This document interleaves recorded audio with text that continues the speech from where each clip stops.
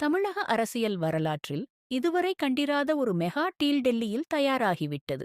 தமிழக படப்பிரச்சினை, சிபிஐ விசாரணை, விவாகரத்து நோட்டீஸ், நிதி நெருக்கடி என நடிகர் விஜயைச் சுற்றி திமுக பின்னியுள்ள வலையை அறுக்க அமித் ஷா வியூகம் வகுத்துள்ளார்.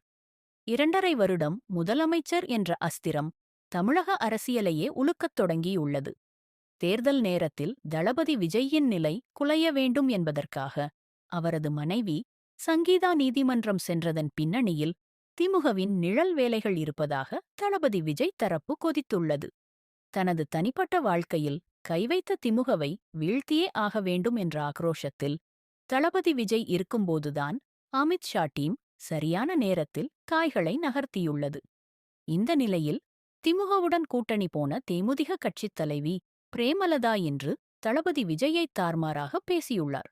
அதில் தமிழக வெற்றி கழகத் தலைவர் விஜய் இனி விஜயகாந்த் சமாதி பக்கம் வரக்கூடாது என பேசியுள்ளார். என்னிடம் அனுமதி வாங்காமல் அங்கு வரக்கூடாது என கண்டித்துள்ளார். தளபதி விஜய்யை விஜயகாந்த் தனது உடன்பிறந்த தம்பியாக பார்த்துக் கொண்டார்.